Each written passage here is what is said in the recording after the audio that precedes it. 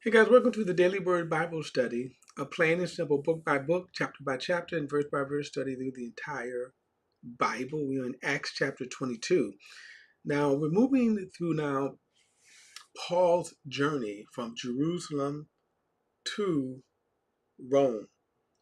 And in chapter 21, it's very interesting how this unfolded. So we start with Paul delivering his message to the elders at Ephesus, and then he begins to move, um, making his way to Jerusalem. He stops along the way where there were disciples that told him through the Spirit not to go to Jerusalem. He then stops at Philip the evangelist's house, and then Agabus the prophet comes and prophesies to him and tell him this is what's going to happen when you go to Jerusalem. But Paul still wants to go. He's determined to go. And then when he gets to Jerusalem, he goes into the elders in James. They persuade him to pay for some ritual vows to happen, thinking this would appease the hardline Jews. Okay. Paul has been causing quite a stir with his teachings. Now, again, instead of the apostles at Jerusalem correcting the Jerusalem church, they sort of sought to appease them.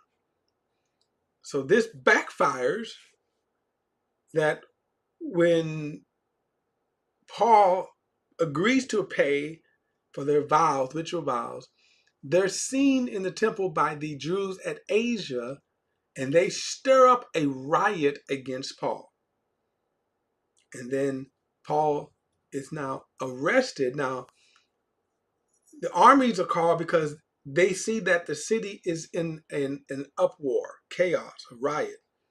So their job is to stop the riot. That was the one thing that the Romans found intolerable, was insurrections, riots, and really that was part of what the leadership, the Jewish leadership, that was really one of their one job to do. That's why they enjoyed their positions, that their one job was to keep order.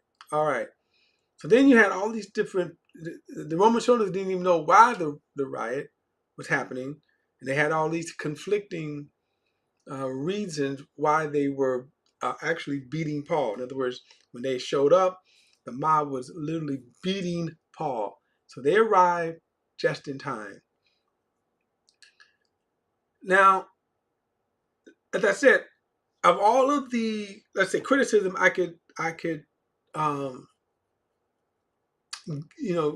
lay against Paul or in the apostles, the one thing that we're going to see, that in spite of all this, you're going to see God's sovereignty here. You're going to see how God, this, in a sense, you can say this was God's plan, okay, and how God is going to use this to accomplish things that Paul would have never, ever been able to, and that is, Paul is going to address, one, the Jewish people, we're going to see just in a moment, and then several high-ranking Roman officials, even up to Caesar himself.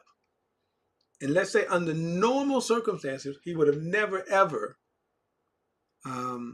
had that access to do that. Just like, for example, me, I would not have the access to go, I'm going to speak to Putin or North Korea's whatever his name is, right?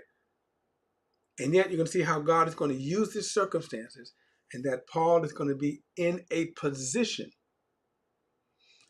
to preach the gospel to the leaders, Roman officials. But first, you're going to see how Paul is going to, where did I? You're going to see how Paul is going to address, again, this large Jewish assembly, which, again, think about that under normal circumstances. He wouldn't have been able to do that, right? He wouldn't have been able to address um, all of the Jews at one time. Remember, Jerusalem is filled with people who are there to worship. Celebrate the Passover. All right, so I'm going to go back and I'm going to pick it up at verse 37 in chapter 21, and then we're going to move on. Also, keep this in mind too. This is a good example of why verses and chapter headings are not inspired. They just back, centuries ago when they put the um, verses and headings in, and it's probably, I want to say, was probably around the time when they started printing the Bible. But at any rate, some of these places that they put them in here is like, what? Why? All right. Anyway, verse 37 says, as he was about to be brought into the barracks, Paul said to the commander, am I allowed to say something to you? He replied, do you know Greek? Aren't you that Egyptian who raised in a rebellion some time ago and led 4,000 assassins into the wilderness? Paul said, I'm a Jewish man from Tarsus of Cilicia, a citizen of an important city. Now I ask you to let me speak to the people. Now, one of the things here that Paul does not say, he's going to say it later, he doesn't say he's a Roman citizen, which is interesting because had he said that, it's possible that the commander would have handled this a different way. Now, remember, Paul is getting ready to address this huge Jewish crowd that under normal circumstances he wouldn't have been able to do. Excuse me. After he had given them permission, Paul stood on the steps and motioned his hands to the people. And when there was a great hush, he addressed them in Hebrew language. Okay, so that to me is very important because he didn't speak Rome because he probably would have got. And he's going to say at some point he's going to get shut out. He says, "Brothers and fathers, listen to my defense before you." By the way, just on a side note, the use of the word defense here is where we get the word apologetics. That in seminaries, in schools of divinity, they have you can get a master's in apologetics, and the word apologetics simply means to give a defense. So notice what Paul says here.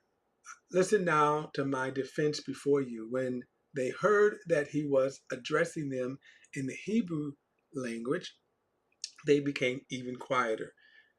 Now, we know that Paul spoke, he spoke from the original Hebrew.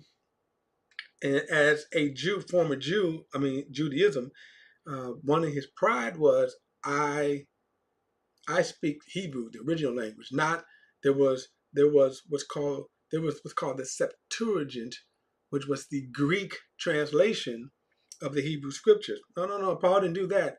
He always studied the original. So he was, so he's using that now to his advantage. He continued, I am a Jewish man born in Tarsus of Cilicia and brought up in this city at the feet of Gamaliel,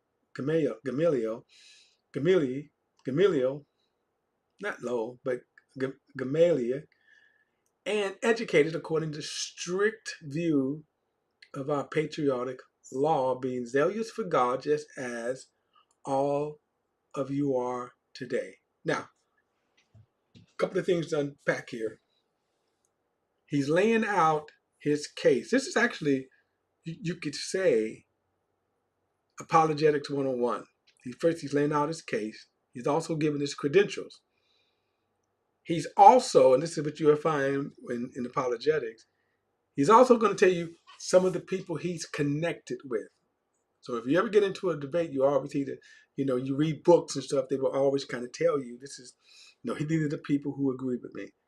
So by mentioning that, hey, he studied under Gamaliel, that carries weight because he was a very well-respected man. And if you remember back in Acts chapter 5, I believe it is, that when they wanted to beat Peter and John, Gamaliel was the one that said, look, you guys are going about this the wrong way.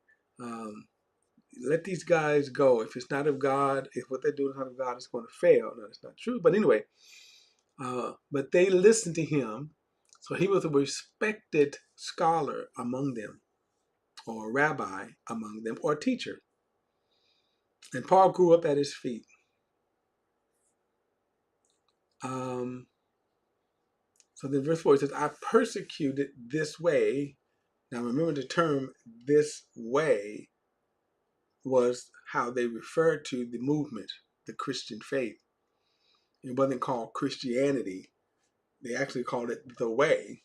That I persecuted this way to the death, binding and putting both men and women in jail. Okay, so he's going to get kind of more details later, but notice, and those that were around at that time, they remember this. He says, as both the high priest and the whole council of elders can testify about me. So this was something that was well known. Not only well known, but sanctioned. Paul's persecution was sanctioned by the Jewish leaders, the priests, the council. He said, after I received letters from them to the brothers, I traveled to Damascus to bring those who were prisoners there to be punished in Jerusalem. As I was traveling to Damascus about noon, an intense light from heaven suddenly flashed around me. I fell to the ground and heard a voice saying to me, Saul, Saul, why are you persecuting me? Now he's recounting his experience, his conversion, his salvation. I answered, who are you, Lord? He said to me, I am Jesus the Nazarene, the one you're persecuting. Now those who were with me saw the light, but they did not hear the voice of the one who was speaking with me. So they saw something, which means they could testify, or something happened. This great light happened, so something happened. Then I said, what should I do, Lord? And the Lord told me, get up and go to Damascus, and there you will be told about everything that is assigned for you to do. Since I could not see because of the brightness of that light, I was led by the hand by those who were with me and came to Damascus. Someone named Ananias, a devout man according to the law, having a good reputation with all the Jews, resided with me. Now you see how he keeps saying that. So this is one of you guys, he's saying. In other words, I'm not just telling you, Joe Blow, from, around, from another country. He says, Ananias, a devout man according to the law. Okay. He says, a devout man according to the law, having a good reputation with all the Jews residing there. So this kind of gives him validation, is what this is doing. He said, he came and stood by me and said, Brother Saul, regain your sight. And in that very hour I looked up and saw him. Then he said, the God of our fathers hath appointed you to know his will, to see the righteous one, and to hear the sound of his voice. For you will be a witness for him to all people of what you have seen and heard. And now why delay? Get up and be baptized and wash away your sins by calling on his name. Now, this is very interesting as he's speaking to, again, the Jewish people. And understand that they're listening to him, right? Ananias gives him validation. So when he says all of these things happen, Ananias, a devout man according to the law, and then remember, if you go back and remember in Acts chapter 9, that the Lord told Ananias to go. Ananias was first like, wait a minute, Lord, this man you're talking about, um, I'm not for sure if you're up on Karen and Vince, but this man, had been very troublous for the church, and even now he's coming to Damascus with letters to persecute us. And God said, go your way. All right, just go your way. He's a chosen vessel for me. So this is validation. And remember, one of the things about true apostles and prophets, and there are those that will say that there are no apostles like Paul. While I may agree to that to some degree, that is not to say that there are not apostles. But here's my point. I don't have to argue whether or not if there are and aren't. If you say that you are a true apostle or prophet, then look at what God will do to validate your ministry. Okay?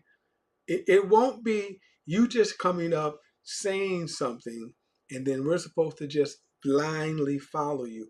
Look at all of the stuff that God is doing to establish Paul's ministry. All right. Now he tells them to get up and be baptized and to wash away your sins by calling on his name. Okay. I'm not going to get into a big debate over this baptism here. I know a lot of people use this term to validate that baptism was what saved Saul. But you can argue, you can make the argument. I'm not going to do it here. He says, "Get up and be baptized." Then stop. That's one phrase. Then he goes on and says, "And wash away your sins." How do you wash away your sins? Notice he didn't say by being baptized, but he says, "And wash away your sins by calling on the name of the Lord." Now I get into the reason why I had to stop and look at that is to again, you could get into a whole bunch of debates over this, which I want in terms of water baptism itself. Paul got baptized. As the Christian church, we practice baptism. Look, as an elder in the church, I've baptized many people, been a part of baptisms. It's a wonderful ministry to see people when they're baptized and they make their confession to the Lord. So, all right, so get up and be baptized and wash away all your sins by calling on his name. And then it says, after I came back to Jerusalem and was praying in the temple complex, I went into a visionary state and I saw him telling me, "Harry, get out of Jerusalem quickly because they will not accept your testimony about me." But I said, "Lord, they know that in the synagogues and after, I'm sorry, but I said, Lord, they know that in synagogue after synagogue, I had those who believed in you in prison and beaten." Now we're going to see later he tortured them too. "And when the blood of your witness Stephen was being shed, I was standing by and approving. And I guarded the clothes of those that killed him." This was more like a um, um, this was more like a legal, legal, okay. All right. So he goes on. He says, in other words, he acted as a legal, an official witness of the death of Stephen. And then he said to me, "Go, because I will send you far away to the Gentiles." And they listened to him up to this word. When they heard the Gentiles, oh, that was it. And then they raised their voice shouting, "Wipe this person off of the earth. It is disgrace for him to live." They already tried that. As they were yelling and flinging aside their robes and throwing dust into the air, the commanders ordered him to be brought into the barracks, directing that he should be examined with a scourge so they could discover the reason they were shouting against him like this. And as they stretched him out for the lash, Paul said to the centurion standing by, is it legal for you to scourge a man who is a Roman citizen and uncondemned?" Now that saved him from that thrashing. It was horrible because, unlike the Jewish lashings. The Jews can only lay 40 stripes. In practice, they would do 39 just so they wouldn't violate the law and go over 40. The Romans didn't have such. They can give as many lashes as you want. And the idea was they were going to try to torture this, beat him to try to get him to say what's going on, even though, and the funny thing about it is no matter what he would have said, they wouldn't have believed him. But when he said that he was a Roman centurion, that saved him from that. Now remember, he didn't say he was a Roman soldier before to get him to speak to the crowd. But now that they're getting ready to lay some lashes on him, I'm a Roman citizen. Verse 26, and when the centurion heard this, he went and reported to the commander saying, what are you going to do? For this man is a Roman citizen. The commander came and said to him, tell me, are you a Roman citizen? He said, yes, he said. The commander replied, I bought this citizenship for a large amount of money, but I was born a citizen, Paul says. Therefore, those who were about to examine him withdrew from him at once, and the commander was too alarmed when he realized Paul was a Roman citizen and he had him bound. I'm going to stop here and pick it up. Well, the next day, he said the next day, since he wanted to find out exactly why Paul was being accused by the Jews, he released him and instructed the chief priests and all of the Sanhedrin to convene. And when he brought Paul down, he placed him before them. All right. So again, where they put these chapter headings is just kind of horrendous. It's just bad. Anyway. Now, it's interesting, you go back, when you look at the times of that the Jews were, there were some Jews who were born Roman citizens, and then there were, and like this, notice what the centurion said, he purchased his citizenship. And they would, so with Roman citizenship, excuse me, obviously you could be born as a Roman citizen. Then in this case, you could go through a legal process of adoption. And then also you can buy it. Okay. Paul was able to, the man said, I bought mine. And because I think probably the Jews did not always have Roman citizenship. The Jews were a conquered people.